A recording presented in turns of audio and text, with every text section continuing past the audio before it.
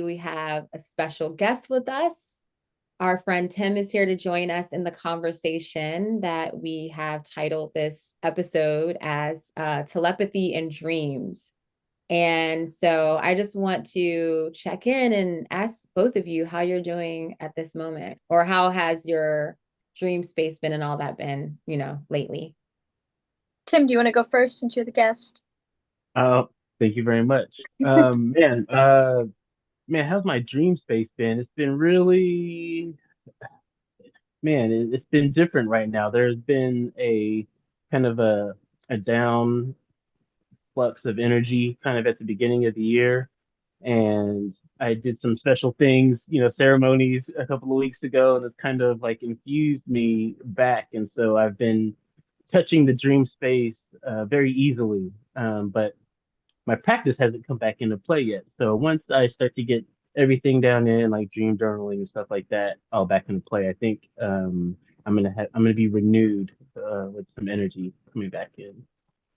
Nice. So that's where it's at.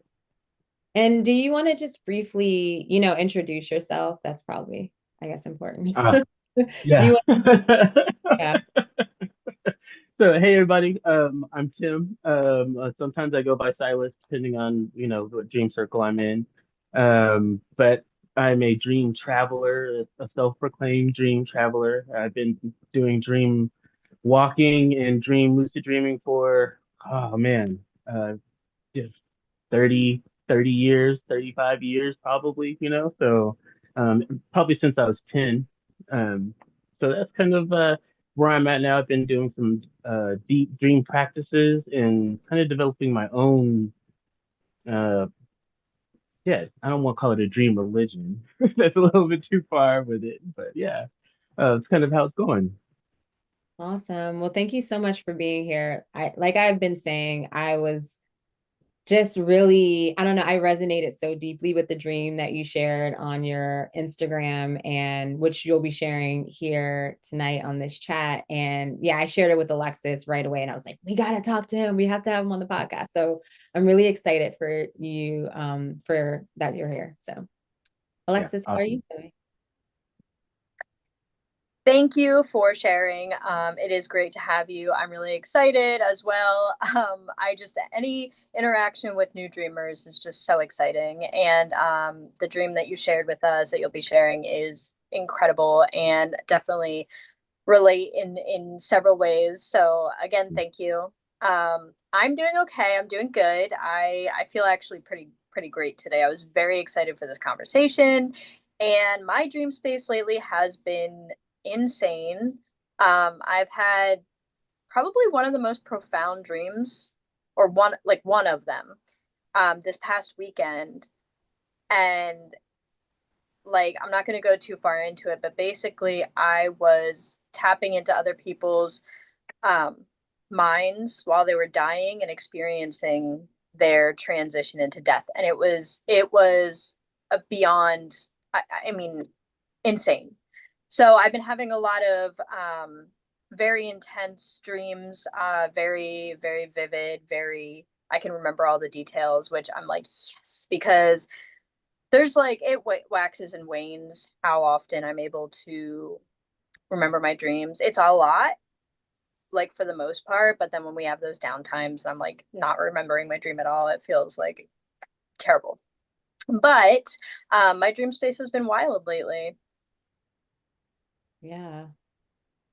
So I've been doing well. My dream space lately has been it's been really like slow, but not in a way that I'm not having dreams. It's just that I have like one or two really profound dreams, or I'm able to write them down. And lately, like I mentioned in the past chat, that I've been recording my dreams via like typing.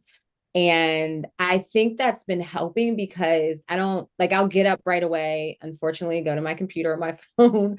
But I just like, it's easier for me to get it out. Like, it's easier for me to have that stream of consciousness when I'm typing, at least right now.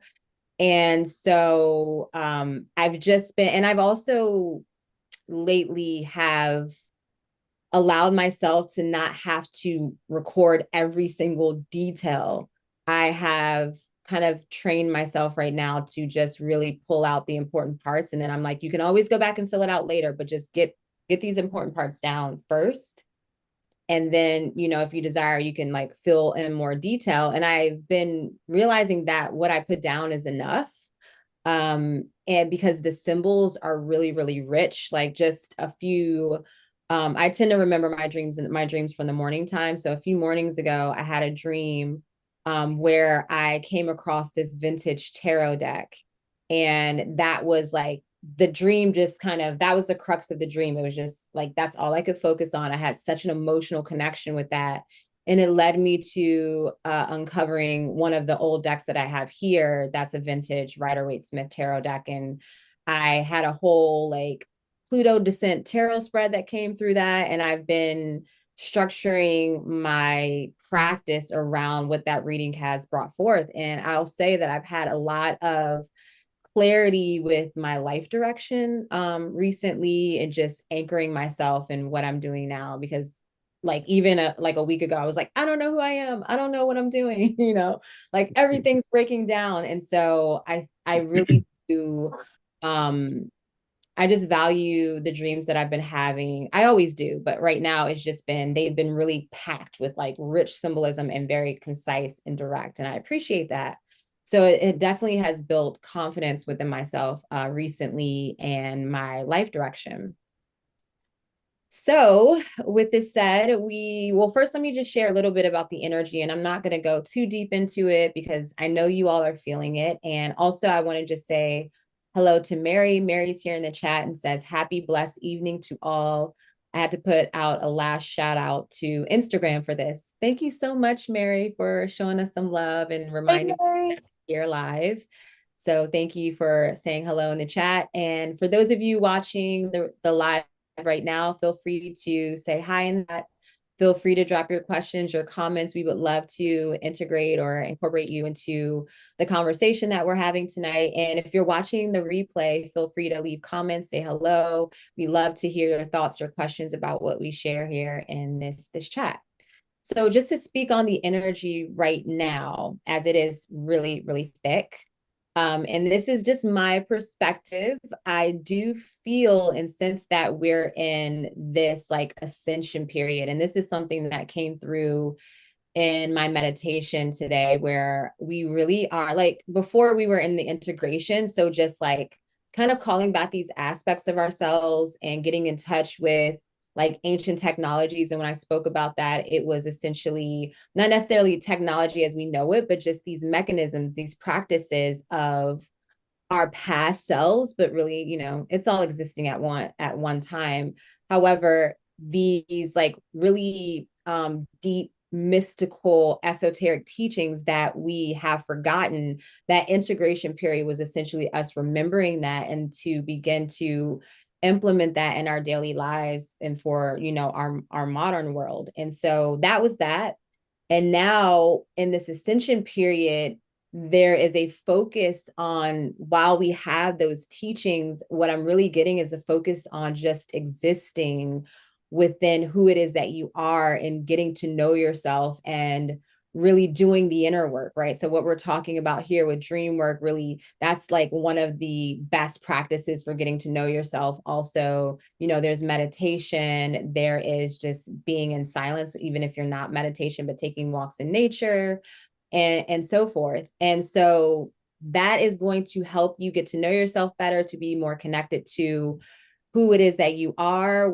That will therefore unlock your gifts, right? As you're doing the healing, the inner work, and that will allow you to also have the confidence to follow your passion. And then most importantly, share what's coming through, share the gems, share the insights. There is someone who really cares. Like I guarantee you, even if it's one person right now, they want to hear your story and they will be inspired by you. And so with the cosmic climate, the astrology right now that really is emphasizing that essentially is Jupiter in Cancer, which Jupiter in Cancer essentially is a connection to love and wisdom, and connecting to what really nourishes your soul, and connecting to what nourishes your soul will therefore just naturally create a frequency of healing, not only for yourself, but for, the collective and, all life here on earth.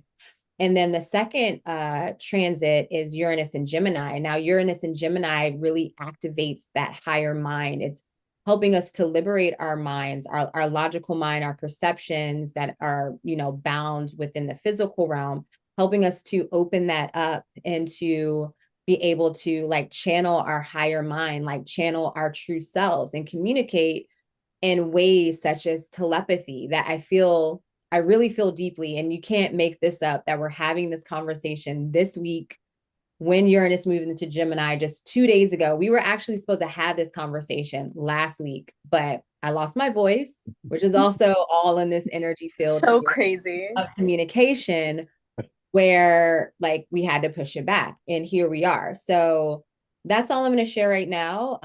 But then yeah, so just keep that in your mind. That's the energy that we're playing around with right now and we're existing within. And so thank you again, Tim, for being here. We're just going to share these quick Yeah. announcements, but then we're going to get into the meat of everything. Oh, So yeah. you want to share about Yeah, Dreamigos? I'll just share that in just a second. But I did want to say, like, you bringing up the fact that we were in this integration period and now entering into an ascension period, it makes so much sense because I feel like really 2020, when the pandemic hit, I feel like a lot of people had the opportunity to kind of like lean into spirituality and different aspects of that. And it's been, I mean, even if you just look at the like the spiritual witchy section at like Barnes and Nobles or whatever, it went from like a very small portion of books to almost an entire like two shelves of books and cards and all of this. And it's just the information is being attained and shared, and now we're at a point where there's so much of it, and leaning into our own selves with it. It's just, you were right on the money with that, and I just 100% agree. I can feel that ascension, and yeah, and it's just, again, the synchronicities of losing your voice and then this being pushed to this week after Uranus moves into Gemini, and how all these things kind of, it's just so interesting. I love it so much. That being said, I'm gonna go Well, run hold on. Let me for see. Is there oh. anything, Tim, since now I'm like, yeah, I can't just like close without, anyone else adding their energy. Tim, is there anything you want to speak to into that or Uh, um, you know, want to add? I always feel like, you're talking about a culmination and integration. I feel like there's like just around everything, there's like it seems like there's a boiling point. I'm looking at my tea while the water's, boiling, and I can see it, agitating, and it's getting more chaotic, right? And then it gets to the boiling point, and then you can hear the smooth rhythm of it. Like after it's real chaotic, it gets to this point where it just, becomes like a new level. And I think that's kind of where Mm, hopefully where we're moving to it. There's yeah. structure and good, there's, I think, like you said, there's a whole expansion of the spiritual books and everything, during COVID. I think that's like an energy that pushes us forward, Yeah. so It's I just think so that's kind interesting the way that it comes through. Like, I don't know if our 20-year ago selves would be able to handle what we're experiencing now without what has happened within the last 20 years. It's just so interesting to acknowledge like where we're at just in existence. It's so cool. Yeah, that boiling point is, I feel like that's like the tipping point. Like I'm seeing that as like analogous to one another. So that's right on point. Absolutely. All right. Okay. So I'm of course going to bring up the wonderful developing app Dreamigos that Urania and I are dream experts on. It is fantastic. It's a way for you to document your dreams in a variety of different ways. One that I just recently found out was a voice to text. So I believe that's what it is, right, Urania? Yeah, Is trend say it vibes. out loud and it'll type in.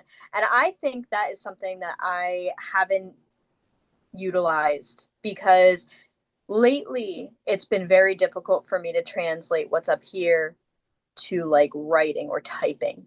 And I feel like I'm able to communicate it through speech a lot easier. So having that ability to speak it into text is so convenient. Um, you can find this app on the Apple App Store or the Google Play Store. It's fantastic, and if you download it today, you can be a participant in our monthly Dream Circle. This next Dream Circle that's coming up for Dreamigos is July 29th at 8 p.m. So if you're interested, download it, sign up, and join us. Awesome. All right, and the link to that will be in the description of this video. And I just want to add really briefly that I'm going to be teaching a dream class called Overcoming Nightmares and Anxious Dreams, which is honestly a favorite topic of mine because I do feel that the nightmares are like our greatest medicine when it comes to the dream space, because it's like it's something we don't really want to touch and we don't want to sit with. And like that's it just brings forth the accelerated healing and transformation that you've been longing for.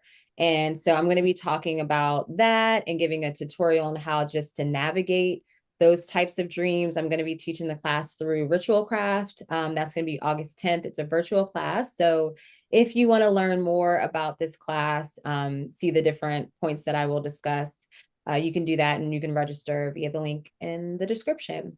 Alrighty, so now on to our topic of telepathy and dreams. Again, I'm really excited, and we're gonna just discuss a few points about telepathy and dreams, give you some insight of how this is defined, how you can enhance these type of dreams if you desire, and so forth. And then we are going to share Tim's dream, which Tim, I think I came across, I came across your video that was explaining the dream. Like I didn't see the dream or listen to the dream video first. So I remember that the follow-up video was like, is telepathy real? And that just, of course, like pulled me in right away.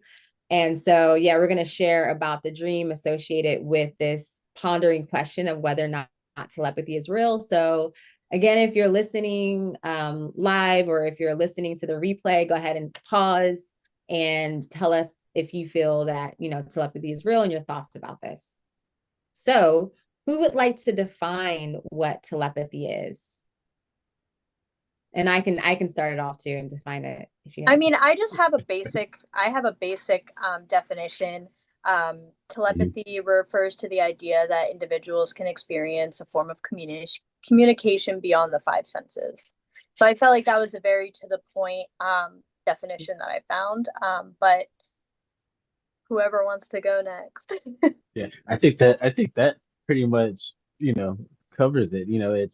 It's beyond verbal, it's not anything that we see. We're not hearing it, and it's not like touch based, it's something that's like a knowing, I guess, and it can be beyond, I think I would add it could be beyond distance and time, you Mm-hmm. know. Yeah.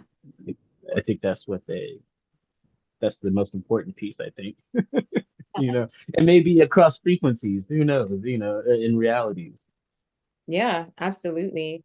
And so I do get the sense that this is, why like dreams essentially is just like the like playground for telepathy. I mean that because the dream space essentially is beyond the physical realm. And so just from my own experience, I mean, that is the primary way I say I communicate. I mean, there has been touch in dreams, but primarily when I like reflect on my dreams, when I'm communicating with someone, there's never like actively like, seeing each other talk or having a conversation. It's like, oh yeah, we just like know these things, or we just transmit the thoughts, the feelings, the information in a way that Mhm. is unspoken, which is like so profound. It's so cool. I love it. And I'm right there with you, Urania. Like that's a lot of Yeah. where my dream communication is through telepathy. You're right. You don't see like it happens here and there. Like I'll even within the same dream, like I'll be talking to someone normally and we'll go from talking with our mouths to talking with just our minds. But I'm right there with you. It's so profound. I even find gestures sometimes just people gesturing, and like a whole download can be, like a knowing of what they're gesturing at and what that means, and the past, what the link is to that, whatever they're gesturing it to, even if I haven't seen it before in a dream kind of thing. So, Mm-hmm. um, that could be like yeah, there's just like a knowing, you know, to me, Yeah. like kind of like you said. Yeah, and Alexis, this triggers like our conversation from last night and how we just started talking about different ways, telepathy is experienced even outside of dreams. And I feel one of the best examples is when you think about parents, specifically the mother, when you are, raising a newborn, or not like a newborn child, but just your child in general, like the Yes. way it begins is like you have to tune into, their the way they express themselves. Like there's no, especially when, I mean, of course they cry and they can laugh, but there's no other real cues initially. And so you have to learn how to read body language, and also just like, again, you can't really explain it. There's just like this connection, like this energy exchange where I just, it's an intuitive knowing, right? And that maternal instinct is like that intuitive knowing, and reading those impressions and just knowing how to read the signs and signals. And Absolutely. yeah. I mean, even thinking about as a grown adult, like your relationship with your mother and like how you kind of just know how they are. Like if they're in a bad mood, you know immediately. There's no hiding it. And then if you're not good at not absorbing the emotions, you start to really feel that. And it's like a telepathic like exchange of like emotions.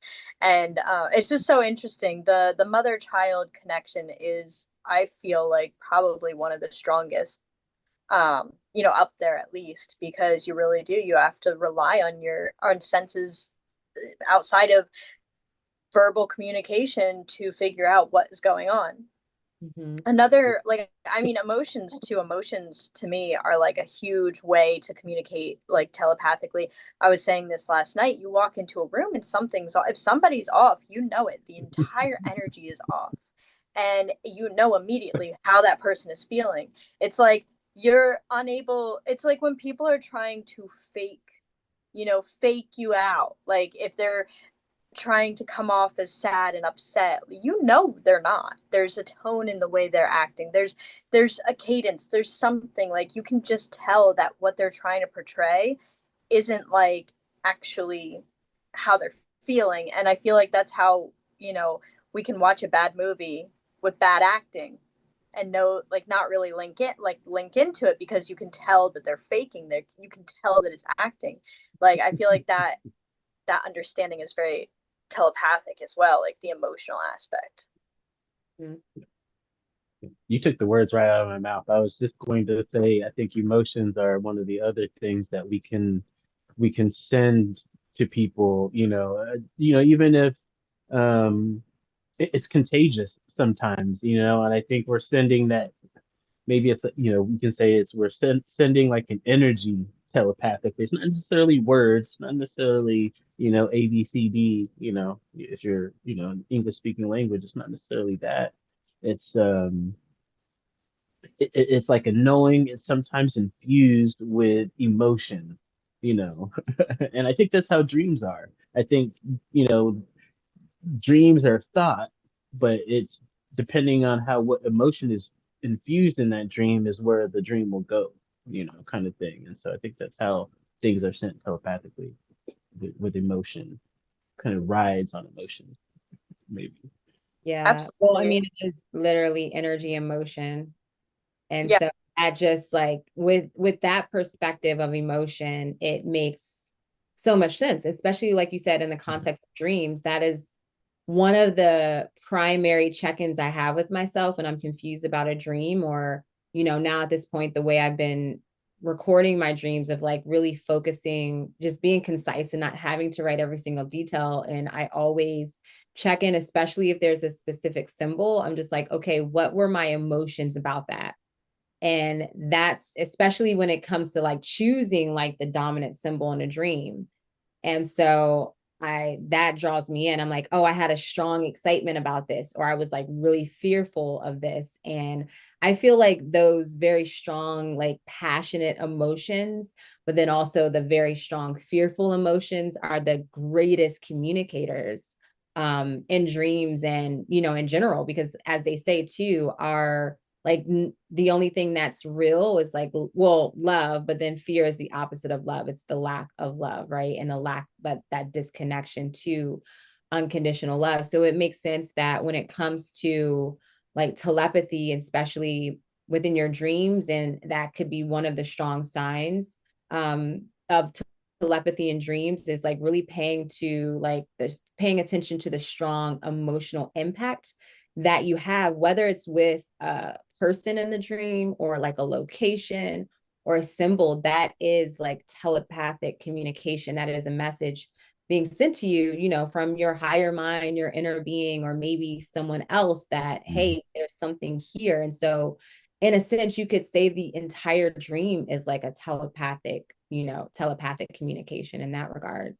I was just gonna ask that, basically, is like, do you feel like dreams are telepathic communication to ourselves, like from our subconscious or beyond? Because it's just like, I'm thinking about it, it's confusing because it's like, okay, well, wouldn't just thinking be telepathic communication with ourselves?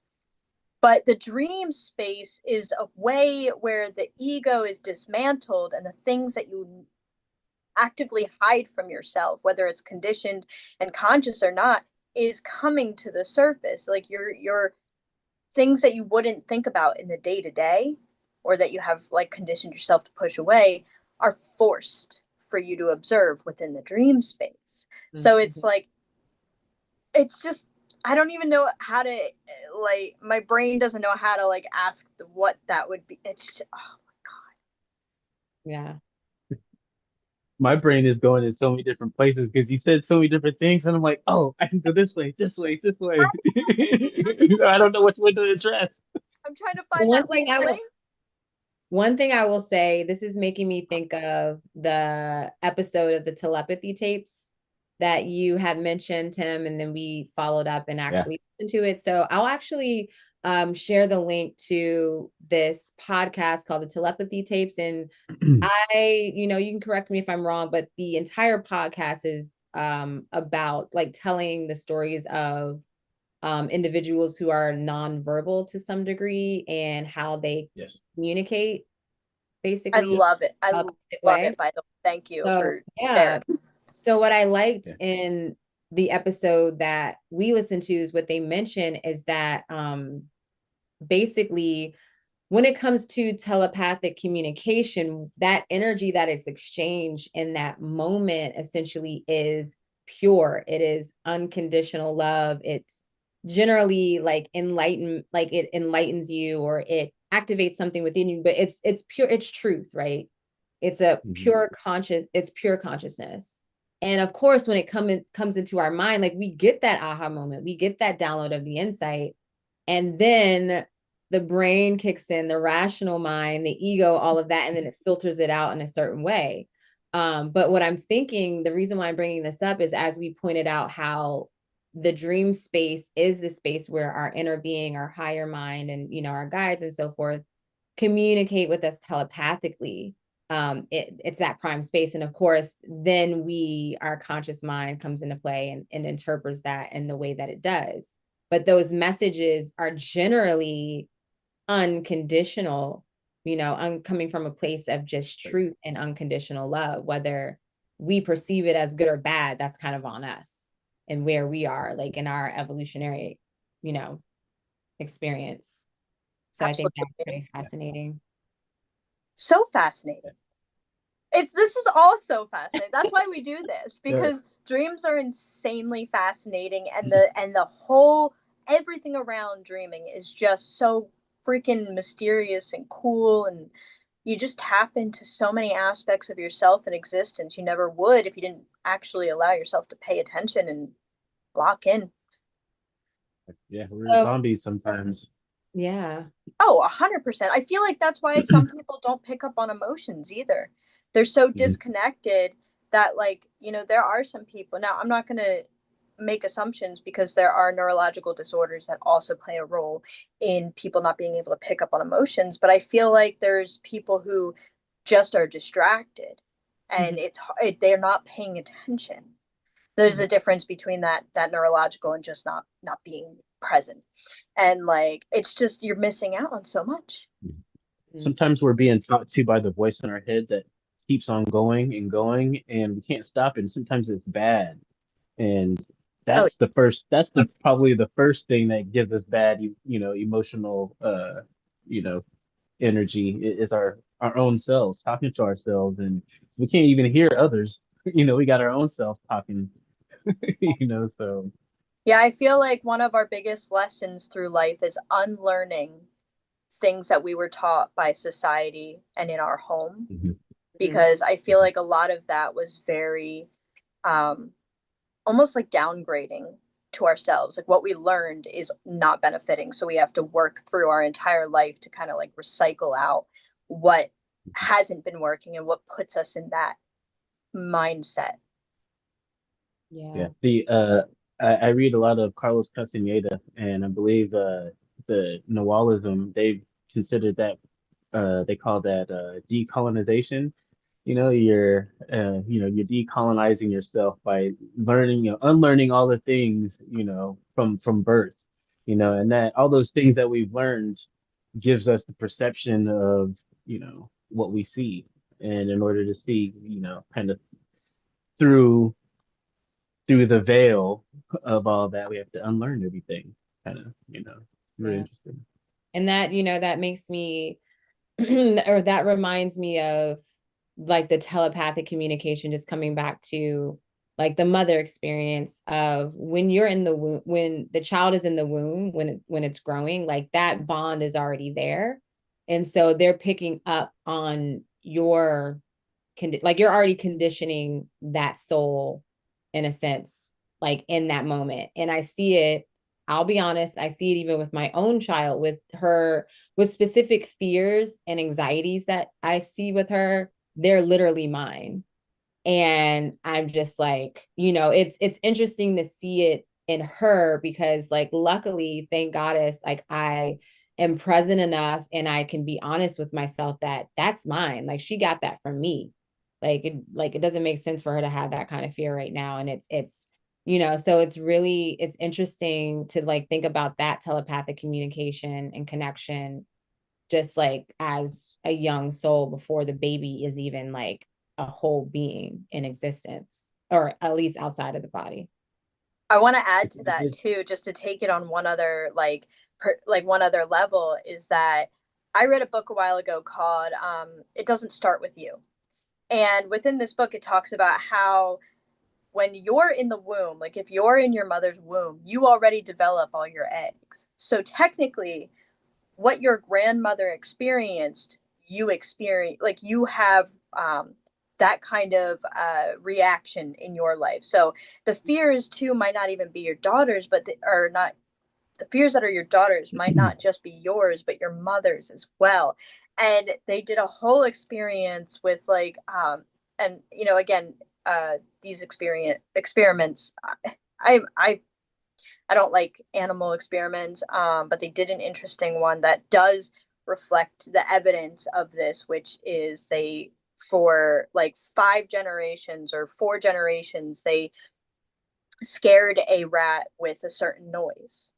And when a rat then had their pups, when they did that noise as they grew, they got scared of it. And the same thing with the next one. Like it started with the mother one, but the 4 generations down would still have the reaction to that noise as if it was just experiencing it. So it's just such an insane concept.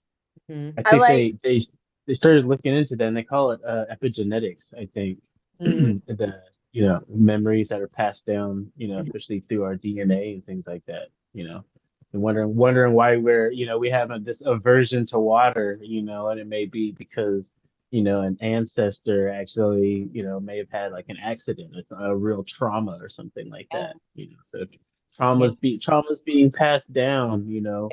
And it's that emotional, that connection, that emotional connection, that telepathic connection that, again, as we said, moves beyond like time and space. Because, Right, in right. our linear ways of thinking, we're like, that doesn't make sense, like, how does this still influence me, even though that happened, like, it could be hundreds of years ago, but it's that, it again, that, see, that just gives me goosebumps, because it's like, everything's happening at once is the way I've been perceiving things. And I lately, I've been, just thinking of different scenarios, or the way it shows up in our lives, that like time isn't like, is an illusion, but it's, I mean, it's relevant to this physical, realm and perspectives, but it's also, it's not really real. And that's a whole nother conversation. Yeah. I um, love that the Um, complexities of our life are so grand that we'll almost never be able to really truly understand. mhm. It makes life so Mystery is exciting amazing. sitting in Once that you mystery. know, it's just like, okay, but when it's a mystery, but you can kind of like touch it Yeah. and understand it a Yeah. bit, that's even like, that's the Mhm. spot, because you like know it's there, it's real, you kind of get it, but you don't have that complete, like, verification, or this. Yeah. So It's like a Bone Thugs and Harmony song that I used to try to, translate back in the day. Couldn't understand them, but oh my God. you add a lyric here and there, you're like, oh, that's a little Right. bit of it, and you keep Right. going. Yeah. I just flow with it. So how would you say telepathy is experienced in dreams, or the different way, yeah, the different ways you might find yourself in a telepathic connection? And so I'll just share one. This is an easy one. I would say, like, visitation dreams, Oh yeah. way that you might experience that telepathic communication. So that could be with the loved one that's on the other side. It could be a visitation from like a spirit guide, of some sort, but that's a way you might be able to, or those are type of telepathy dreams. Is there anything else that, you guys came across? I was I was thinking for some reason, just because of some dreams that I had, and you were speaking of the higher self. I was thinking, you could probably send dreams back to yourself, or thoughts back to yourself, a higher self, some kind of connection from the future, Mm-hmm. and send it with images, instead of just, like a visitation, like you see somebody, maybe it's like an experience. Maybe you experience something through somebody else, Mm, and you come back with like a message, kind of, like a you know. second person perspective type thing, where it's like you're Right. watching it, like it's not about you, but it obviously it is. It's your dream. But it's like, Right. you're watching it happen, or you're experiencing it through a different lens. Mhm. I Or actually my future self, telling Yeah. me this. I have had that experience of having the dream through someone else's experience. So like I have mentioned this before, but I had this dream probably like 5 years before I met my husband, and I was walking through what I thought was myself, a narrow living room that was kind of crowded, and I was arguing with this woman, and I look outside of this living room and I see this red vehicle and this person sitting in it. Well, I started dating my husband, and about a year later, there was some family drama, and I was sitting in at that time their red vehicle outside, and I was watching from the window my husband walk through the living room arguing with his mom, and I immediately it came through, Oh. and I was like, that was where that came from. That was that perspective. I was over there, but now I'm here and in the opposite. It's such a crazy experience. And you immediately know these things when that happens. To me, when it's like a telepathic dream or something, and especially if you're a seasoned dreamer, I think you immediately know that it's different, that's in there, and Yeah, like it's a you different even type. if you wake up, and if you wake up in the next morning, it's like that's immediate. It's like I knew it. There's Yeah. no there's no wiggle room about it. Yeah. It's odd because, I definitely remember waking up and thinking that it was a dream, but it didn't register as it being that until the actual event happened and I was there in that moment. Right. But definitely it's just that perspective. It's like, well, what was that? My husband? Like I had a weird connection, telepathic connection with my future husband and didn't even know it. So weird. Yeah, we're So gonna have to that begs the question. So we keep we're gonna have to getting. do a part two, deep dive into that. All right, so I want to get into, I have a few more questions, but we might save that to the end, or maybe there's a part two. I want to get into this dream that Tim shared Yes. because there was just so much that came forth. So, Tim, do you want to just share the dream for? I want to hear it again, Yeah. and Yes. then also just to the Yeah. listeners. Yeah. I've shared it in the dream circle before, and the I guess I'll do some just a small bit of context with this dream, just about the practice. This dream was probably at the middle, like this peak of my practice, and I was going from, writing down just one dream, at the end of uh 2023 and 20 at the beginning of 24 to just writing like six or seven dreams in the morning time when I would wake up after meditation. And so as I look back in my journal, I could just see that the details and everything were just more concise, and but the quality of my dreams were becoming more and more, like just tangible and real. I could stay in the dream longer.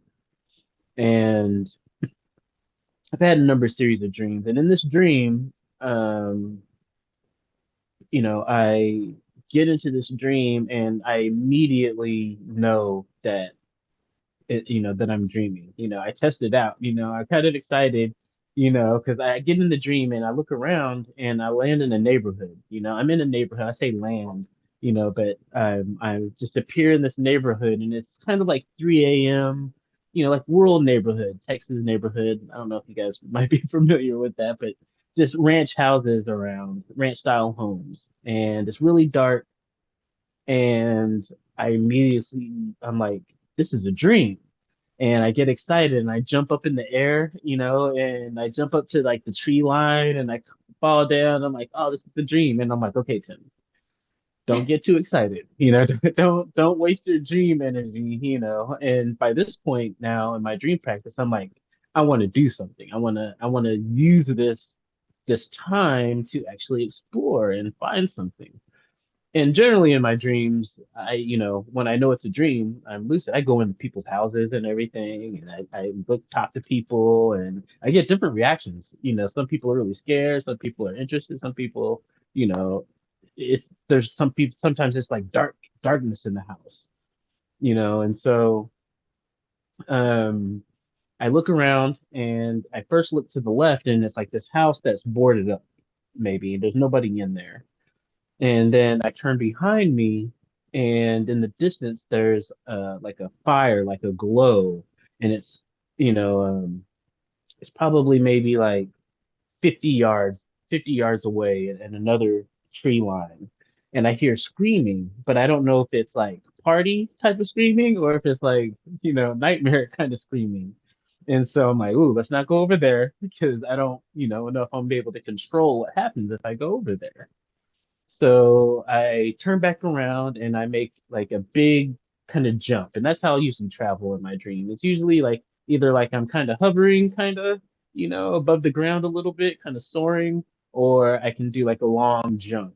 It's not all the time is it just outright flying. And so I make this long jump to the other street.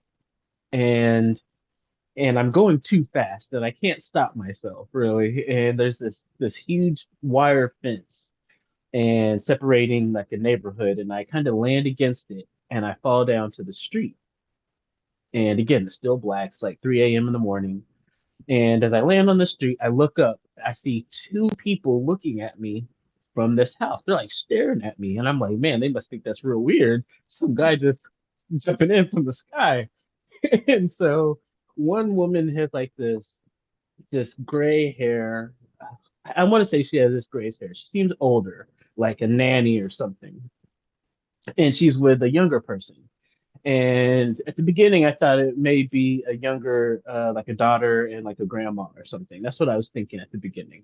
And I immediately stand up and I'm like, hey, I'm not gonna hurt you,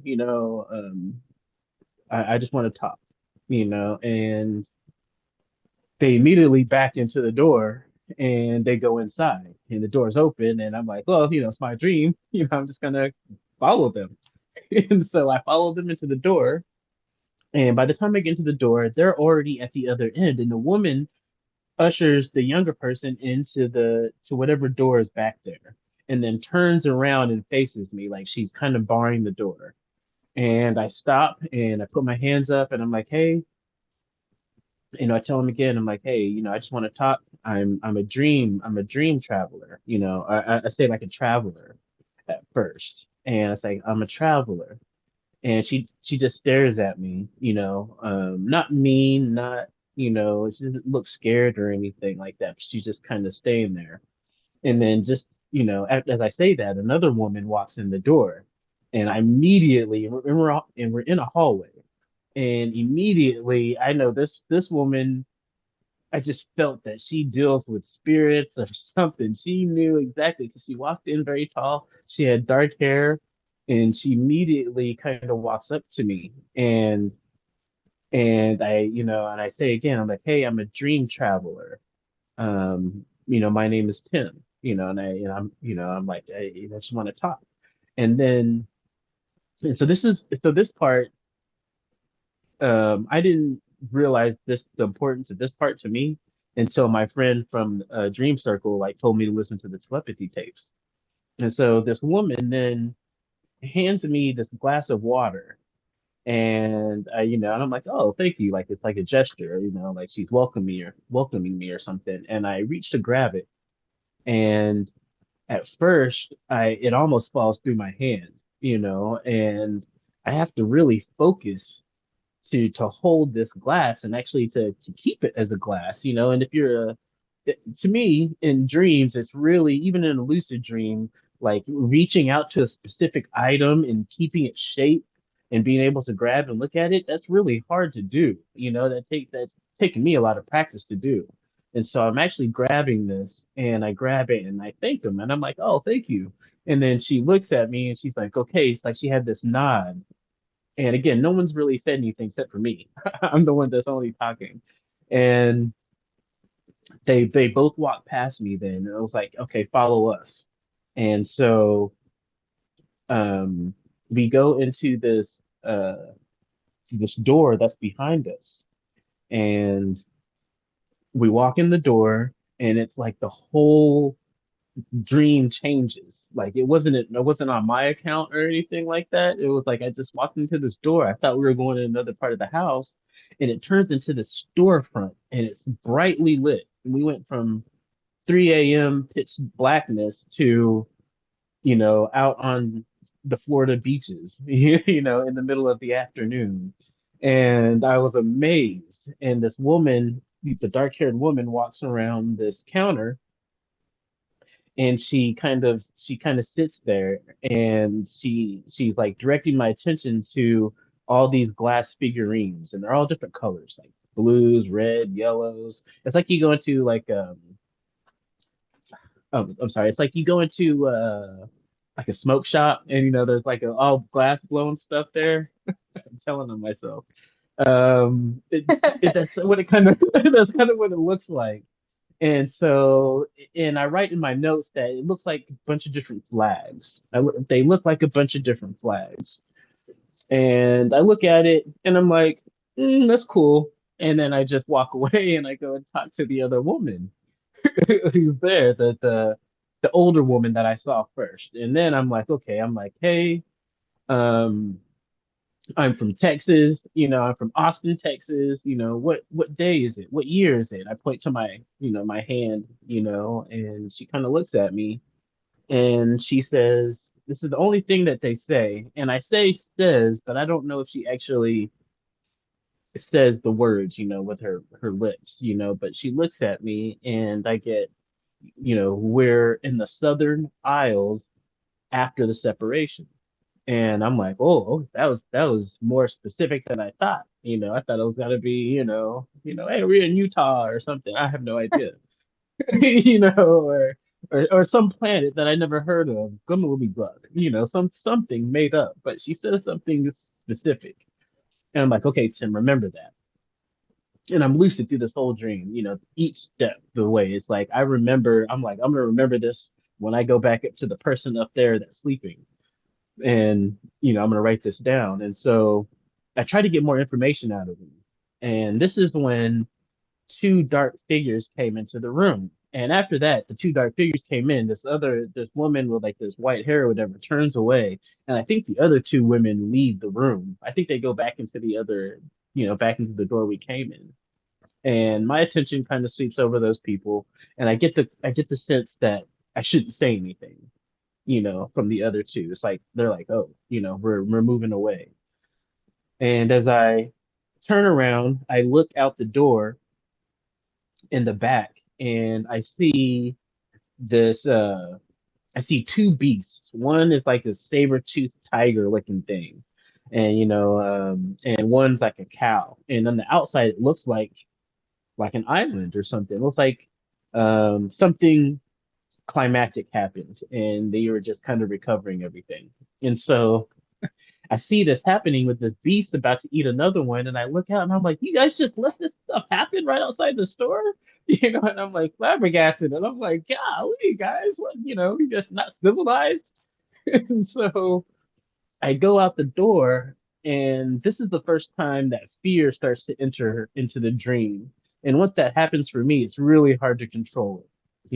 It can easily turn into a nightmare or something. And so I'm at the door and I yell at the beast to make him like scatter. And the saber-toothed one like gets up and like looks at me like intently. And I step forward and I yell at it again. And I can feel the whole dream just reverberate. And then I yell at it three times. Like I yell at it one more time, and then just the dream just reverberates and just I find myself waking up. It's like it's like a transition from a dream to waking. I can't explain it. It just all just kind of dissolved into my waking thoughts. So that was my whole dream right there, and that was kind of like the peak. And I had some other ones after that, some Wow. couple other lucid dreams after that one. So I just want to know Thank you for before, listening. Thank you for listening, yeah, actually. that was, it's like storytelling time. Um, Before Alexis and I share our comments and thoughts, I'm just curious of like how you interpreted that for yourself. Like, I mean, you don't have to go in all the details, but just like whatever stands out, whatever is most profound, whatever you Right. want to share as far as your own personal interpretation, because that was like an epic dream. There's just so much Yeah. there. No, it was a very epic dream, especially just being able to manage the amount of awareness and do it through the whole dream and it be continuous, not jumping around. Because sometimes dreams are like that. They jump around and all of a sudden you're here and then you're there and oh, my car was here, but now my car is not here. But this was very continuous. And so I immediately wrote everything down and I looked up, I was like, the Southern Isles. I want to look up what the Southern Isles are. And there's an interesting story about the Southern Isles, but it didn't resonate with me, and I was like, I don't necessarily think that that's what they're talking about. Um, just because of the setting and everything that was around and what the woman was trying to gesture to me. I think it was something it was a little different. This dream reminded me of one that I had right before 9/11. And I had a series of dreams that were just very real. Like this was, I don't know, this was like I had a lot of vivid, lucid dreams in wild places. This one was, like I actually went somewhere and was able to talk to somebody on a certain frequency. A person in a dream circle that I was attending, they mentioned that maybe these houses are like different portals or different, different uh ways to communicate with different people. That's how I see, Yes. that's what houses represent to me, or as someone's home and or their head. And so I go into these houses, maybe it's a way to actually talk to different people. And so when I went into this house, they took me wherever it was, that they went. And so I feel like it was like a message, and the whole um the separation, the Southern Isles after the separation, I immediately felt like it was like, man, this is kind of weird saying this, because I don't really haven't really talked about it this way about this dream, but I usually felt like it was like the Southern states or Southern, Texas, now, especially because this past weekend, we've experienced some really heavy floods here in Texas.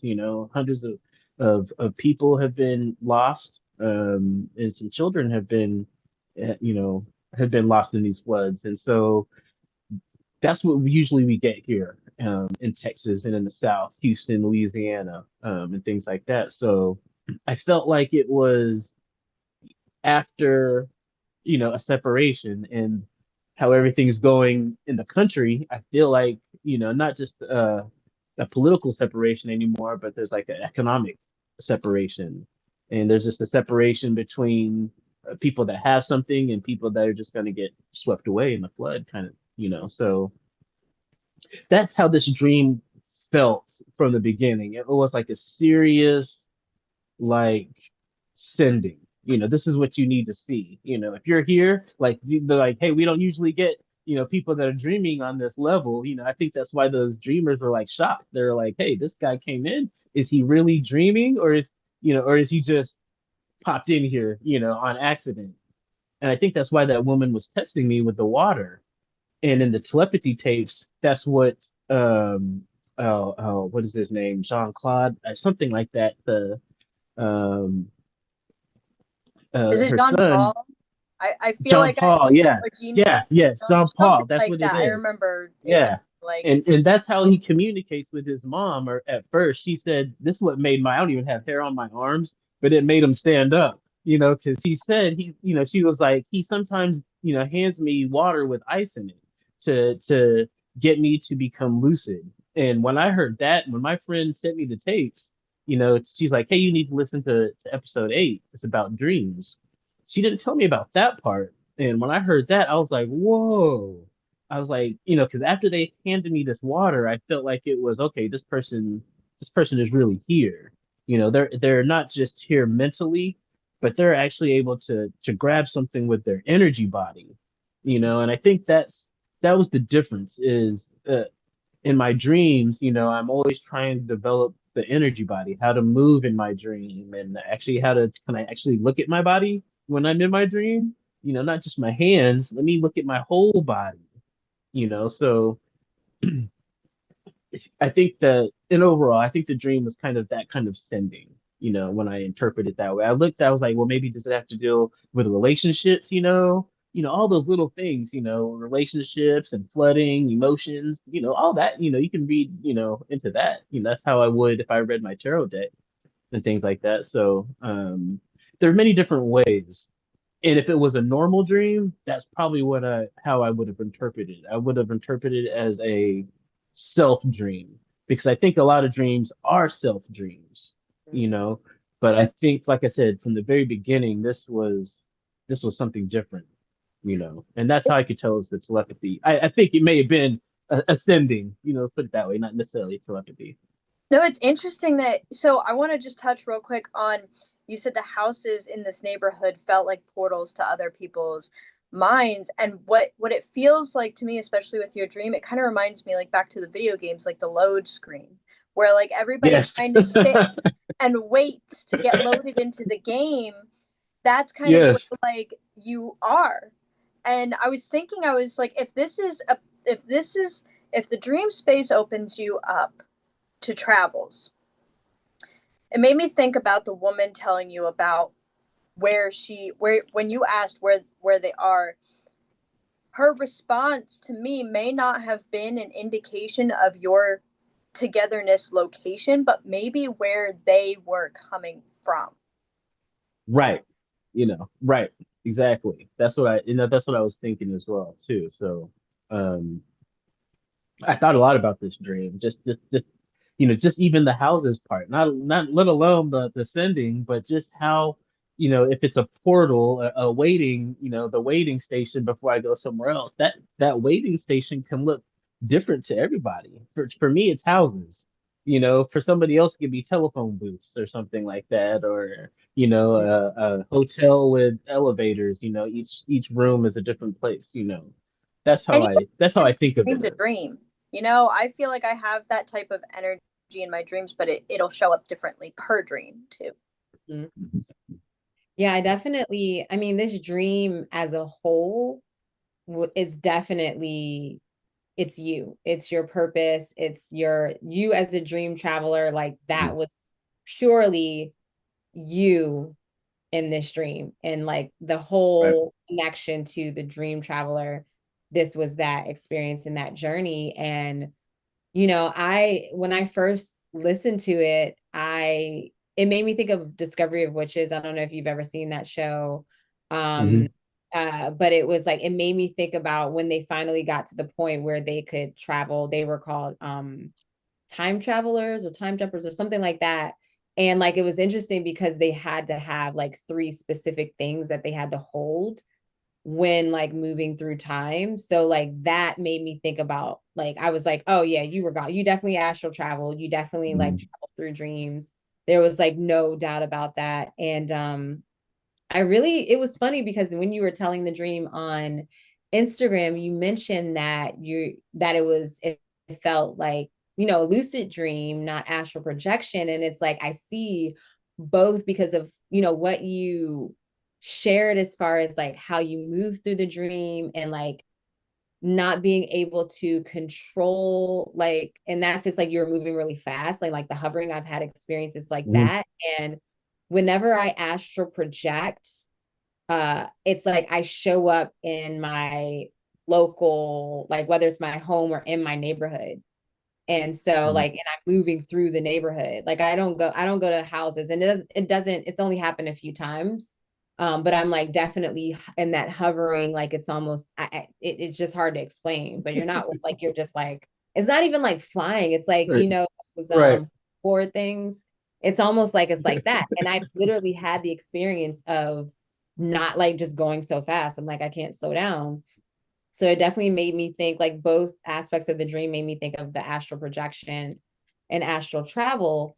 And also the door. I mean, that just in itself, like let alone the houses, but the Yeah. door is absolutely a portal. Like A hundred. this Yeah. like I mean, this whole dream is just I it's almost like it was my dream as much as Yeah. I'm excited about it. Like you're opening the door and boom, you're somewhere else. And the woman that was there, that basically it almost felt like initiation and like a test. Like maybe it could have been like some sort of initiation into like, really this like Mhm. dream traveler experience and remembering and It, connecting, it, anchoring in that.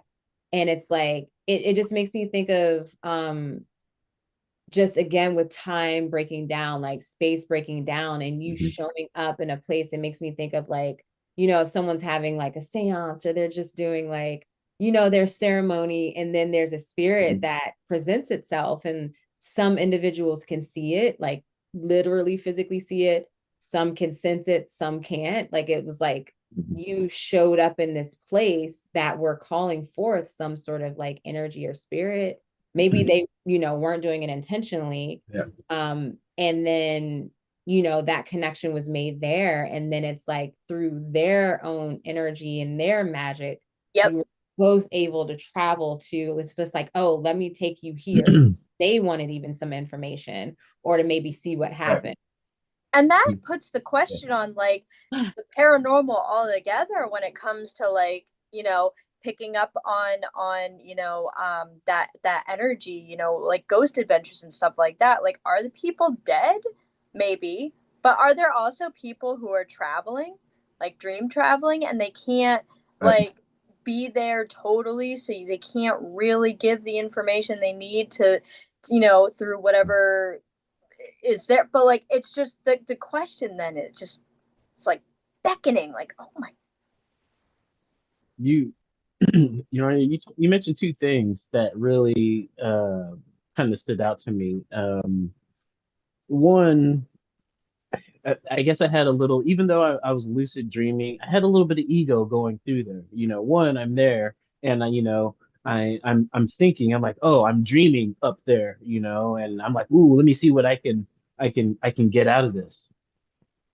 And my friend from my dream circle, they mentioned that, you know, sometimes we go into a dream and we mine our dream, you know, and we go in and we colonize. You know, mining can lead to colonizing our dream and not listening to what the dream has to say. Mm-hmm. And they have a very gentle way of moving through dream work. It's a little slightly different than mine. I'm like, oh, I want to ask questions, you know, I want to get all I can out of it. Um, but because of the way I moved through it, um, I kind of missed what the dream may have been saying, what this woman was actually offering to me. I was wanting to see what time and day it was, but Mm. because I didn't listen, I may have missed an opportunity to actually grab an object and bridge it into reality. You know, grab one of these items and bring it into to my frequency because she already tested me if I could grab something like the water, you know, like a big glass of water. So she's like, yeah, maybe he could grab this object that I'm asking him to choose from, which is basically what this woman in the dream was doing. It was like, hey, I'm presenting these to you. Grab which flag or whatever it was that you're pulled to. And I was like, nah, I'm gonna ask what I want to do. You know, so I had my ego in this, and I go back and I kick myself because I'm like, man, you know, can I get back to that place? You know, of that frequency, which leads me to the other thing that you were talking about is in order to do this, I think, which John Paul mentioned in the telepathy tapes, is you have to quiet your mind. And Mm-hmm. that's what all these practices they're talking about, you know, like the internal dialogue when you're steady talking to yourself and you haven't filtered through the day, you know, with either dream journaling or, you know, free writing or something like that, you know, you're going to face all these things in the dream and you're not going to be Oh able to yeah. even get to the other, you're not going to be able to get to the other realm, you know, and hear, and somebody talk, you know, to you, which I think again is why maybe in the Bible people go on those fasts and things like that, and they go out in the desert, they're away from society, and then you can start to hear, you know, stuff. You know, so I think that's part of it as well too. What he Yeah. said, those two things really stuck out when you're That day talking. residue will get you. Like, I'm at a point right now where, like, I'm pretty much always lucid in my dreams. And when I am lucid in my dreams and I'm experiencing things that I experienced in the day and it's coming through, like, I just roll my eyes. Like, I'm in the dream experience and I'm like, I know what this is. Like, I didn't meditate before this, or I didn't write anything down. I didn't like get my day residue out. And now I can't get to the message, the deep, juicy aspects of my dream because I'm dealing with, work issues or whatever it may be, Yeah. that reflection from your day to day coming through in that dream space, it's a distraction. And at this point, like, I'm just so over it. Yeah, that's something I've noticed too. I'm kind of like in the in between with that because the thing with me, and I don't know if it annoys me or, obviously it's the way in which I dream, but people that show up in my dream are generally people that I know in waking life, whether it's literally, I just met you today or I've known you for years. And generally it's like, I've known you for years, but lately it's been just like just as an example, this morning I had a dream. Well, yesterday my daughter had a dental appointment and the dental assistant was in my dream this morning with his family. Like, I've never met his family, but like he was one of the many people. There were a bunch of people in the dream. It was like a family reunion type thing. And I was going into this building and him and like he was opening the door for us and he was with his family. And I'm just like, even in the dream, I'm like, why are you here? Because my lucidity is definitely starting to become stronger. Similar, it's like I feel like I'm growing towards what you do, Alexis, where you're just like you're lucid, you're aware, you're conscious, and like you're just going with the dream. Like it's not necessarily a big deal, like, hey, I'm dreaming, but it's just like you're just existing in the dream and you had that conscious awareness. And so I'm starting to feel and experience more of that in my dream. So in the dream, I was just like, why are you in my dream? I mean, and it was like, even in the dream, I had the awareness, like, okay, this is the day residue. And it's happening where I will still have the profound meaning of the dream. And I think I'm learning to interpret around the day residue Yep. where, like, okay, I'm not going to get distracted by that. Like, here's what's really going on. And that's what, what I mentioned as far as paying attention to the emotional pulls in the dream, specifically with the symbols.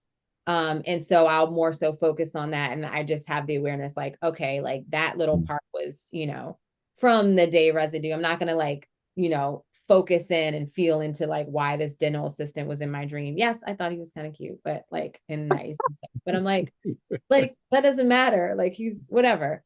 No. So I'm not gonna like go deep with that. So I think that's interesting and just like wanting to kind of begin to wrap this up here. We've already started to touch on like the way in which you can enhance telepathic connection in the dream space. And one of the ways, as you mentioned, is definitely like clearing your mind. I mean, this is with any type of dream work or intentional practice, is going to bed with a clear intention of what you might do, or just even having that clear mindset and just taking the time to let go of the residue, and also being present with the dream. I think that's where dream journaling really comes into play, or day journaling. I started doing both. I would day journal or dream journal right when I would wake up to move through the dream. Because if you don't remember your dreams, sometimes you're going through this whole nightmare and you wake up and you don't remember it, but your body's gone through it. And maybe you're going through the day, with this emotional baggage from a dream that you don't remember having.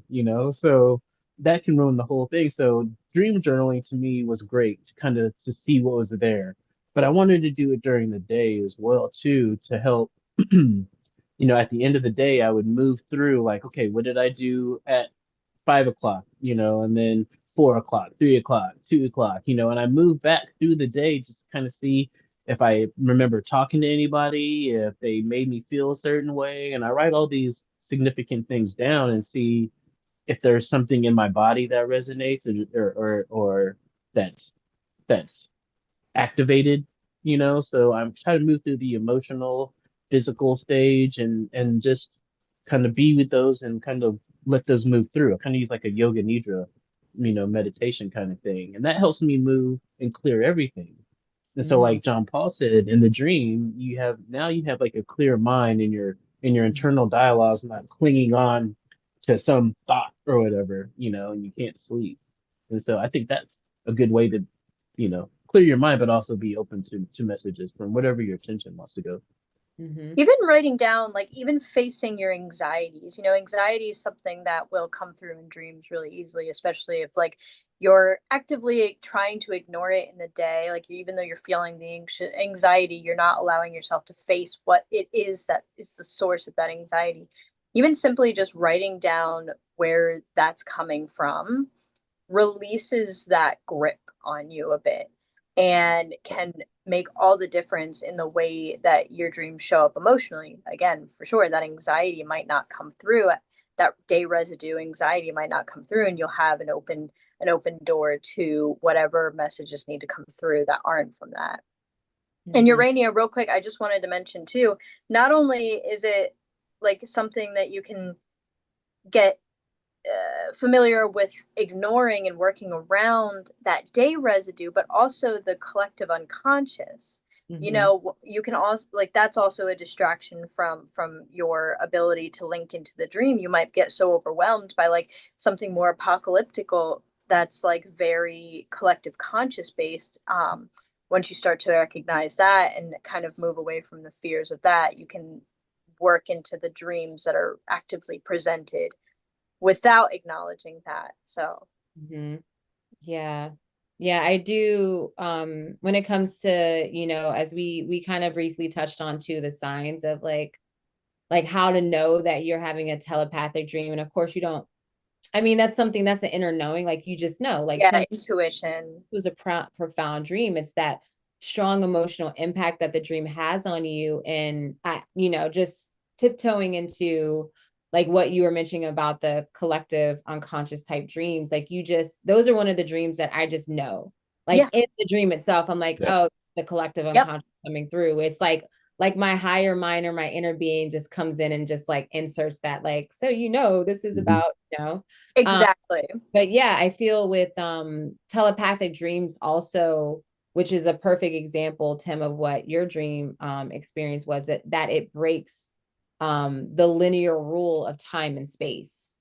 Yeah. So Right. that's also an indicator that, especially if there's an interaction directly with someone in the dream, and it's like you're traveling and you're breaking through, like there's some sort of like telepathic communication coming in that regard.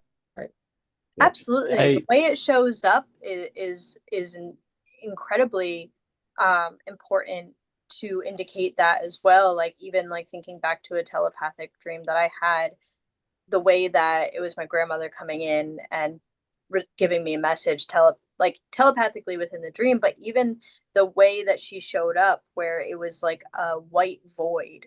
So I was only able to focus on her and nothing else.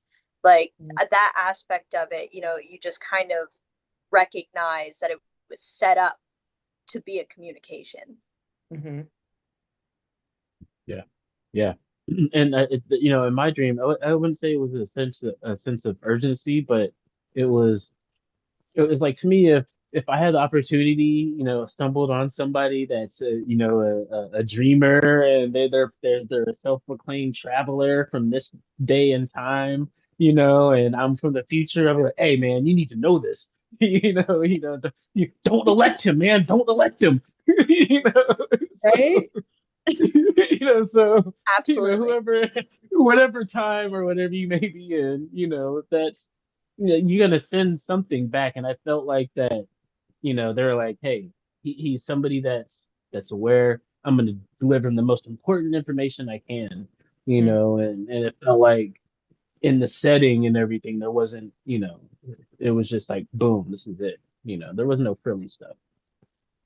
When you know it's a telepathic dream, you kind of know, and no one else can tell you that because they can't, unless they experience something similar. Yeah. Yeah, if it was the person communicating with you. Right. That's the good Yeah. thing. Dream sharing is definitely another example of telepathic dreams, or how it's experienced in dreams, like sharing a dream. That's something, Absolutely. yeah. And Urania and I Yeah. are going to work on Yeah, we're that. we're in the Yeah. works with That that. We're that gonna. that's something that's really controversial. You know, golly, again, I was always dreaming, and I had my own dream practice and meditation. I developed my own like deep listening thing, and looking at my hands in my dream. I would actually look at the moon. I was like, Tim, always go outside, at night. And my dreams always happen at night. And I'm like, but you don't ever look at the moon at night, So I was like, in your dream, look at the moon. And so I tried to do all these things. I had this practice, but then I started listening to Carlos Castaneda and reading his books, and I was like, just totally amazed. And at the end of one of his books, The Art of Dreaming, he goes over dream sharing. Once you get to Mm, this particular gate in dreaming, you can team up with somebody who else that is also a dreamer, um, and you can. It's a very powerful feat of sorcery, as Don Juan calls it in the book. But yeah, you can actually dream with somebody and go somewhere and actually bridge some information back, with I'm them. so So that's excited. that's something I didn't know if that was I don't possible. know. And it wasn't until that, I went on a ayahuasca journey this last weekend, and I had a friend with me, and I wouldn't think that sharing and being connected with somebody like on a dual, like a what do you call it, like a quantum entanglement kind of thing is possible. But I think once you go through ceremony and things like that with somebody, and maybe it's like a dream practice. You practice a dream practice, the same type of meditation, breathing. Maybe you can reach, at the same frequency with somebody. You have to have a clear mind, like John Paul says in the Mhm. telepathy tapes. But yeah, you know, so all of that combined, I think yeah, it's possible. Well, and to go back to enhancing telepathic connection, you can also do dream telepathy experiments, and I think that's probably what we're going to be doing in a way. This is for telepathy, but like choosing an image, like choosing a willing participant that you want to send like a message to, and not giving them any information, choosing what you want to send, whether it be an image or like a sentence or whatever it be, and then like focus on this before bed every night. And like obviously you each journal, and then down, like if you want to do a couple weeks or like a couple days, you can like come together and talk about your journal entries, or the night after, whatever it may be. But I find that that's probably going to lead to some fun stuff. Just Yeah, that Yeah. ritualistic aspect, the teaming up, the yeah, figuring out what you want to send and sticking to it and seeing what the results are and how it shows up in the yeah, dream. Mhm. Yeah. yeah. Can, There, I can I had the. say something? Oh, yeah. Go ahead. You go.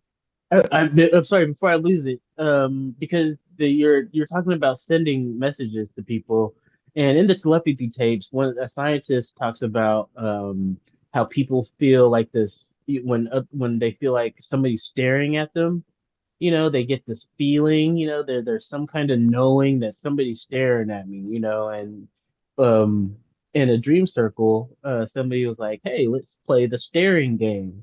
And so somebody, we designated somebody to close their eyes, and then the three of us that were left, we communicated silently, who was going to be the starer, and what we'd pick somebody that would stare, and then we'd be like, okay, and then the person would take like a few seconds, and they would point to who they felt that was staring at them, and man, I would say three out of the four people that did it were correct on the very first time. And the only reason why it wasn't the fourth person is because we switched it at the last minute. And the person said, I wanted to go right, but for some reason I wanted to go left at the last minute. And so we were like, what in the world? And so I encourage people to try this game where, can you feel people staring at you? And if you can feel people staring at you, what else can you feel? Oh, Is it emotion first, and something else? So, anyways, that was really interesting. yeah. I felt that. Thank you for that confirmation, because I felt someone staring at me, but I didn't look at them. But I know it was the whole thing.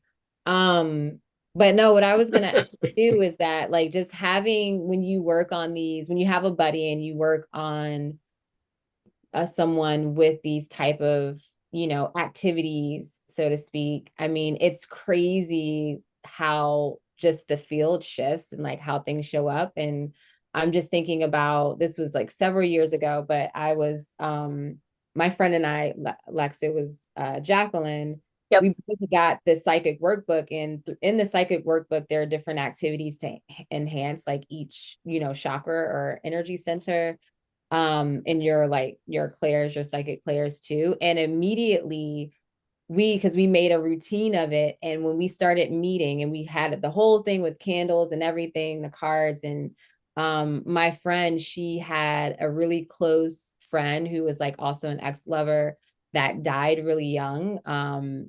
He was like in the space with us, so it was like three of us working together. And like I've never met him, but I know him through stories. And it was just crazy, the synchronicities we were having. And we didn't do it for long, it was only like a couple weeks.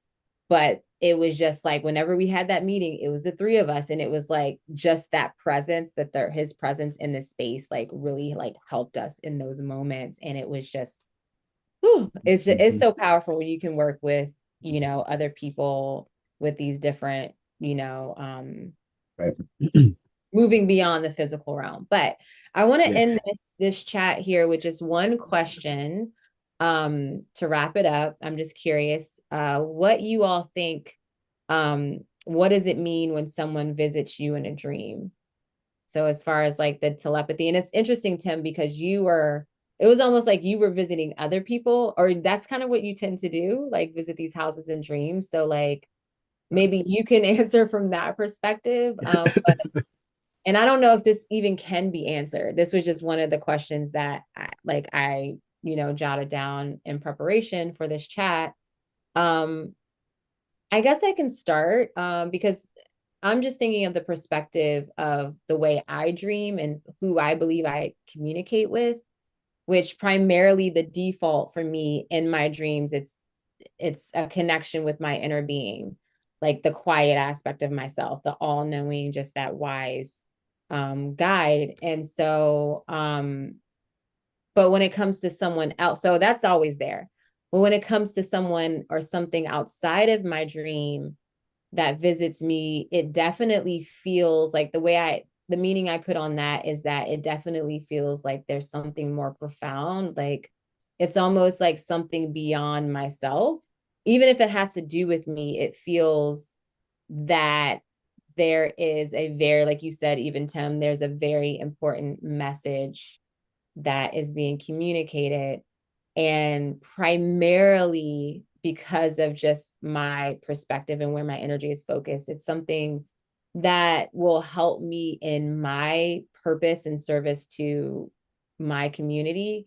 Like it just helps me and those who I connect with. So there's like some profound message for alignment with, the divine, so to speak. So that's what it means for me personally when someone visits me in a dream. I have Mm, to agree with you on mm, that from my perspective as well. Like I feel like no matter what is going on, there's a message there and it's going to help influence you in your waking and dreaming space significantly. I really feel like that's, true. And it's also context, why someone visits you, context, right? So if my grandfather visits me as a big, fat, happy pig laughing away, like I feel like that's a message that wherever he is, whatever he's doing, he's okay and he's fine, and to look at him with happiness and joy and not feel so bogged down by his physical being not being present anymore.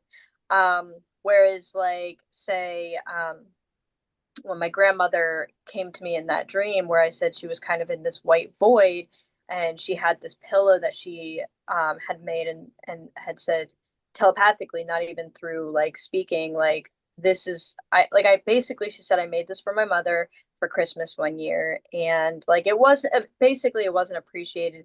And she looked at me and she said, don't make the same mistakes that I did, where like I interpreted that as a message to not allow the mother wound to hold me back from my relationship with my own mother and whatever comes next. If I have children, don't let that affect me, work on it. And from that dream, that my message was, you know focus on forgiveness and openness, and not letting things slide, but not also not being so harsh. So like that was more of like how to navigate my life with the people who are still in it. So I feel like context is important, but at the end of the day, it's a message. mm. Awesome. Awesome. Thanks for sharing that. Thank you.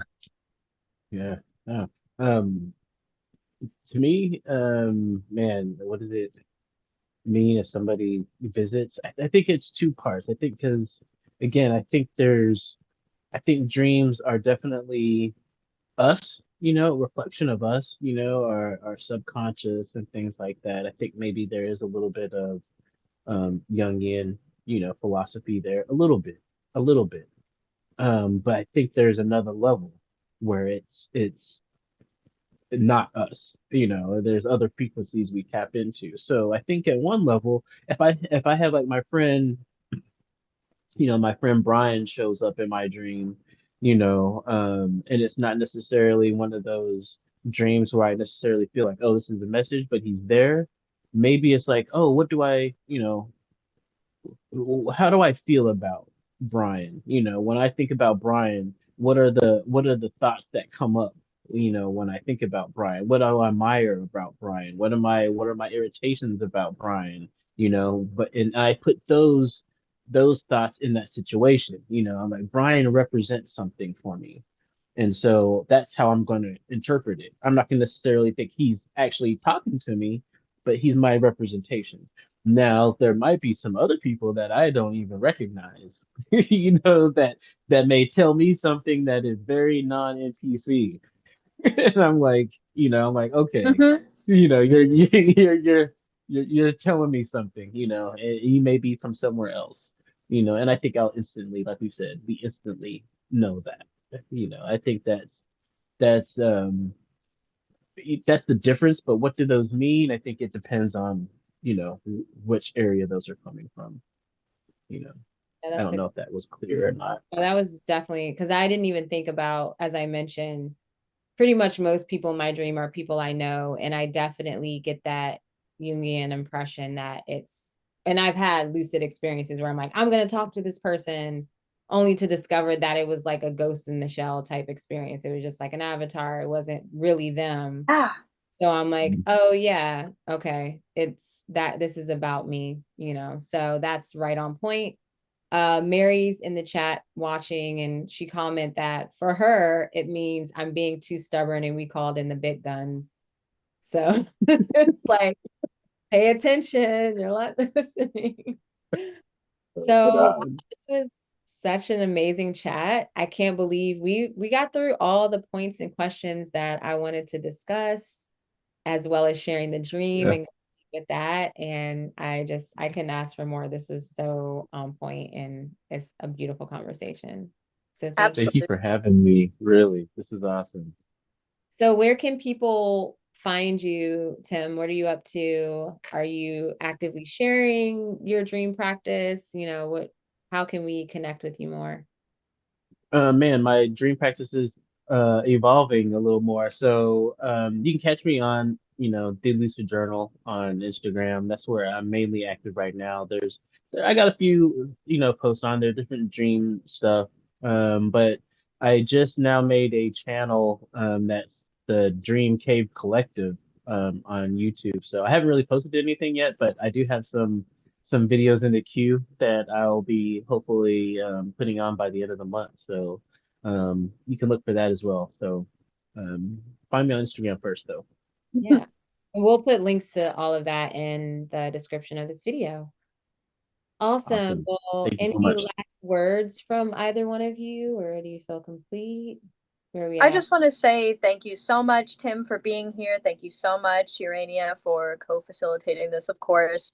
I want to keep talking, if I'm being totally honest. Like there's so much. I'm as we're sitting here closing up, I'm like, but I have this question, I have this question, I have this question. Same So here. I definitely feel like we should have another conversation together soon, because this was just so rewarding. And I thank you all. Yeah. Yeah. Thank you so much. There will be another conversation.